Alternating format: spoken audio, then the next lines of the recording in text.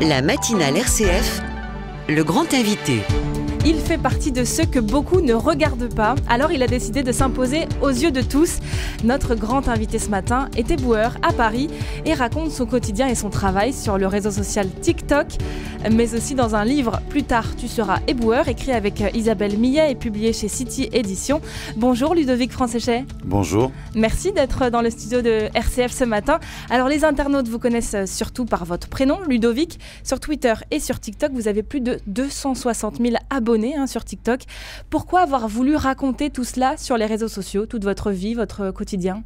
Alors déjà, j'ai voulu montrer mon métier et après, il s'avère que j'ai été repéré par une personne sur Twitter et il m'a proposé d'écrire une biographie parce que mon profil l'a intéressé et en fait, je suis un amoureux de la planète depuis tout petit. Donc voilà, j'ai essayé d'exprimer ça dans le bouquin. Et sur donc, votre TikTok notamment, vous montrez votre quotidien, votre travail, vous déconstruisez certaines idées reçues.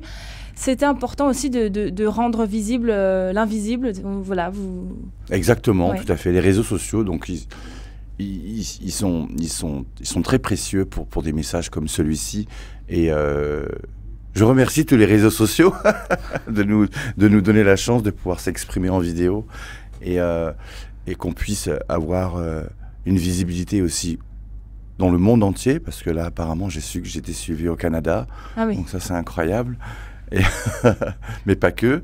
Et du coup, ce message jeté à la poubelle, qui est hyper simple, mais hyper important, il est concerné par tous. On y viendra effectivement au message qui est le fin mot de votre livre. Mais d'abord, un peu de questions sur votre parcours.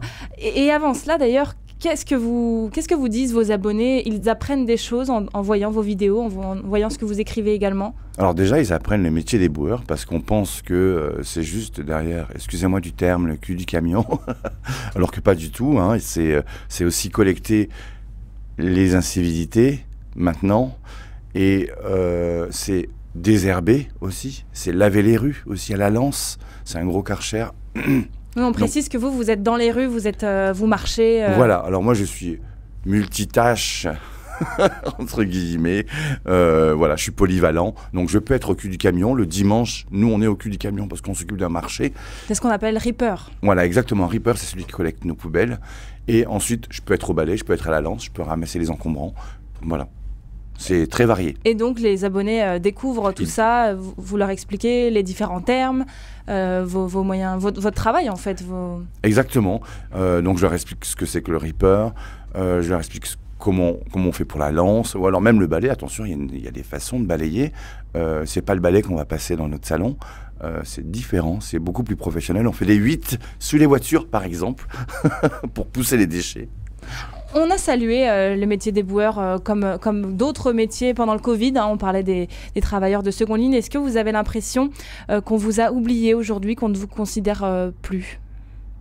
Alors je dirais oui, malheureusement, alors que c'est un métier comme beaucoup d'autres qui doivent être mis en avant tout le temps. Je pense en particulier les métiers de la santé, c'est hyper important. Sans la santé, on n'est pas là. Et sans la propreté, on n'a pas la santé, vous voyez. Donc tous ces métiers-là, c'est les métiers qui sont en première ligne dans notre vie, en fait. C'est vitaux, c'est vital. Si nous, on ramasse pas les déchets, qui va le faire ? On va vivre dans une décharge publique partout sur notre planète. C'est pas possible, ça. Ce qui est d'ailleurs très étonnant, c'est qu'on en prend davantage conscience quand vous ne travaillez pas, quand il y a des grèves. Il y en a eu une à Auxerre, il y en a souvent à Marseille. Les déchets s'accumulent, ça ulcère les habitants. Et là, on se rend compte vraiment du métier d'éboueur, à votre avis ? Tout à fait, parce que les déchets sont pas ramassés, puis les poubelles se cumulent. Donc là, après, il y a tous les charognards qui arrivent, comme les rats, comme les corneilles, etc. Les guêpes aussi, on n'en parle pas des guêpes, mais les guêpes, c'est infernal. Hein. Et du coup, voilà, donc pourquoi on se rend compte que les éboueurs existent quand ils font grève ? C'est tout le temps qu'il faut s'en rendre compte, vous voyez ? Il faut prendre conscience de... Exactement. Ouais. Dans ce livre que vous écrivez avec Isabelle Millet, je rappelle son titre, Plus tard, tu seras éboueur, vous racontez votre parcours, vos difficultés aussi. Vous avez notamment été sans-abri pendant 10 ans. Vous écrivez « La vie n'a pas toujours été tendre avec moi ».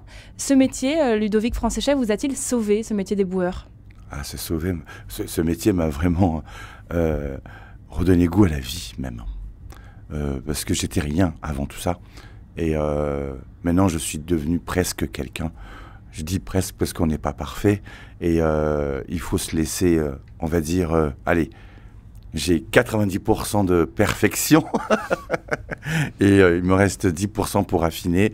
Et oui, je remerciais ce métier parce que je l'aime, hein, vraiment. Moi, je suis amoureux de mon ballet. Hein. Ça vous a permis de vous réaliser aussi, de vous dépasser, Comment expliquer justement à quel point ça a pu vous sauver, vous sortir de la rue En fait, c'est être utile, tout simplement. C'est rendre service à l'autre. Avant, j'avais aucune utilité. Maintenant, je lave les rues, je ramasse les déchets, je rends service. Et là, je sais que je suis utile, vraiment. Maintenant, je m'en rends compte chaque jour. Bon, je peux vous garantir quand même que c'est pas facile tous les jours. Je craque, hein, pas croire. C'est un métier physique, fatigant. Voilà, puis il y a des gens aussi qui sont insupportables. Des fois, ils vont jeter, c'est souvent, ils vont jeter leur mégot, par exemple. Je prends souvent l'exemple du mégot parce que c'est l'impact le plus important. Un mégot pollue 500 litres d'eau, donc 5 baignoires, rendez-vous compte. Et sur notre sol, je parle en général de la planète, il y a des trillions et des trillions de mégots partout. Donc ça pollue, mais vraiment. Et il faut arrêter ça. Alors les gens, ils jettent leurs mégots devant nous. Alors moi, qu'est-ce que je fais? Alors pas tout le monde réagit de la même façon, mais moi, je ramasse le mégot et je dis, tenez, vous avez perdu ça. Et il devient tout rouge. Peut-être qu'il a envie de me frapper, mais il le fait pas. Il se rend compte qu'il a fait une erreur et du coup, il s'excuse. Mais est-ce que je les sensibilise à ce moment-là? Je l'espère. Et voilà, donc oui, souvent il y a des gens qui sont désagréables. Je prends l'exemple souvent de la première année où j'ai commencé. Je passe dans une rue et pour tourner, il y a une personne qui arrive qui me dit « Ouais, sale fonctionnaire, t'es payé à ramasser la merde. » Il m'a craché dessus. Ah, qu'est-ce que j'étais pas bien. Encore, j'y repense, j'en ai un peu les frissons. Et j'ai pas compris pourquoi il a fait ça. Mais j'ai pris sur moi, d'autres auraient réagi autrement. Hein. Mais j'ai pris sur moi et j'ai continué ma demi-journée. Après, je suis vite allé prendre une douche et changer mes vêtements. Puis tout est parti dans la douche ce jour-là, toute ma colère. Qu'est-ce qui vous a mené à ce métier? Vous avez donc été sans-abri pendant 10 ans. Comment, du jour au lendemain, on devient éboueur? Comment on change de vie, justement, à ce niveau-là? Alors déjà, tout petit, je voulais devenir éboueur. Enfin, on ne disait pas éboueur. Moi, je disais les gens qui ramassent nos poubelles, quoi. J'avais pas encore les termes. Je voulais être derrière le camion, mais j'ai jamais su comment. Donc, manque de communication. Je savais pas comment faire. Donc, du coup, j'ai un peu laissé tomber. Après, voilà, ma vie s'est déroulée.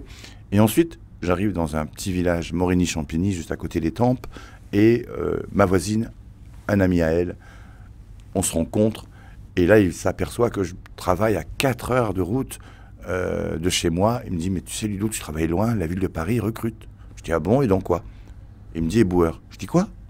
Et là, ça fait tilt tout de suite. Oh, éboueur, c'est ce que je veux faire. C'est limite un rêve d'être derrière le camion. Voilà. Et du coup, il m'a donné les démarches, il m'a donné l'adresse. Et voilà, j'ai lancé les démarches. Et j'ai fait le concours. Et ce fameux concours, je l'ai réussi. Et après le concours de la vie, j'ai eu ce fameux concours pour devenir éboueur. J'en suis très, très, très fier. Et vous partagez donc un message, vous venez d'en parler d'ailleurs, vous incitez à passer à l'action, à faire attention à nos déchets, à ne pas jeter n'importe quoi, parce que vous trouvez, comme vous le disiez, encore beaucoup de déchets sur les trottoirs. Vous écrivez « Et je fais un rêve, si tous ceux qui me suivent pensent à moi avant de jeter leur Kleenex dans la poubelle plutôt que sur le sol, alors j'aurais gagné. » Il y a encore beaucoup de travail là-dessus, d'éducation dans le déchet. Alors il y a énormément de travail, malheureusement. Et je pense que de mon vivant, de toute façon, je n'en verrai pas le résultat. Et j'espère, avec ce livre et avec d'autres choses qui vont arriver, laisser les clés pour pouvoir avoir une planète propre. Voilà, je veux qu'on vienne à la rigueur sur excusez-moi, mais sur ma paire tombale, il n'y aura peut-être pas écrit mon prénom et mon nom, mais il y aura peut-être écrit « jeté à la poubelle ». Voilà, comme ça, le message sera éternel. Comment vous expliquez justement qu'on n'arrive toujours pas à acheter nos mégots, nos papiers à la poubelle Alors, je pense qu'il y a un gros manque d'éducation Et justement, j'en parle aussi dans le bouquin, je vais dans les collèges, là je vais commencer fin septembre, et pour pouvoir sensibiliser les plus jeunes générations. Et du coup, c'est avec genre des tutoriels, mais en réel, hein, en fait, jetons à la poubelle, tout simplement. Et j'explique l'impact des déchets. Alors parfois, je m'amuse à souiller la salle, et là, c'est intéressant de voir leur réaction. Qu'est-ce que les trottoirs de Paris disent de nous? Qu'est-ce qu'on y trouve? Qu'est-ce qui vous surprend peut-être? Qu'est-ce que disent de nous? Ils disent qu'on consomme beaucoup. Et donc, alors, les fast-food, hein, il y a beaucoup de fast-food, énormément, beaucoup de bouteilles en plastique, comme je le dis, des mégots. Il y a aussi des préservatifs. Il y a aussi parfois des seringues. Ça, je prends vraiment, je fais vraiment très attention à ça, parce que je suis content de tomber sur ce genre d'objet, parce que nous, on va le mettre en sécurité et personne ne pourra s'en servir pour n'importe quoi, et surtout les enfants. Ils peuvent se ramasser, se piquer, etc. Voilà. C'est important pour vous, d'autant plus d'inciter à l'action. Vous êtes donc sur les réseaux sociaux, sur le réseau social TikTok. Vous êtes d'ailleurs en live actuellement pour nos auditeurs qui ont TikTok, si vous voulez nous rejoindre. Justement, c'est important pour la jeune génération de donner ce message. Ah, mais c'est super important. Mais comme je leur dis, c'est vital. C'est une planète, on n'en a qu'une, on n'en a pas deux. On n'a pas de planète B. Enfin, peut-être qu'un jour ils le verront, mais dans des décennies, si la planète est toujours là. Parce que là, elle est malade. Donc, il faut qu'on agisse maintenant. Je sais, la planète, elle a supporté beaucoup de choses. Mais à un moment donné... Il va falloir agir. Il va falloir agir. Et moi, j'ai décidé maintenant que le jour où j'ai mis les pieds en tant qu'éboueur sur le premier trottoir parisien que j'ai nettoyé, l'homme du trottoir, comme je dis, j'ai décidé de consacrer ma vie à la propreté. Est-ce que vous espérez également susciter des vocations parmi vos jeunes abonnés, des gens qui se cherchent peut-être, donner envie justement d'embrasser ce métier qui est souvent un peu méprisé, un peu moqué?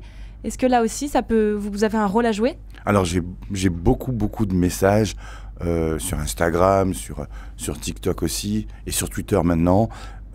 Comment on fait pour entrer à la ville de Paris, comment on fait dans ma région, etc. Alors, je commence un petit peu à être débordé de tout ça, mais j'essaie de répondre au maximum, et je m'excuse pour toutes les personnes à qui je n'ai pas répondu, mais je fais mon possible pour pouvoir répondre, et le plus clairement possible, et le plus simplement possible. C'est très simple, de toute façon, il faut envoyer un CV, une lettre de motivation, chez nous à la ville de Paris, donc c'est à l'hôtel de ville, 2 rue Lobau, ou sinon dans vos régions, vous demandez aux personnes qui ramassent vos poubelles, ou alors vous leur donnez votre CV et votre lettre de motivation, ils la prendront et ils vous diront quoi faire. En tout cas, il y a un engouement que vous constatez, vraiment. Des gens qui ont envie de... Je suis très fier de ça, par contre, je suis vraiment très fier. Et quand une personne est...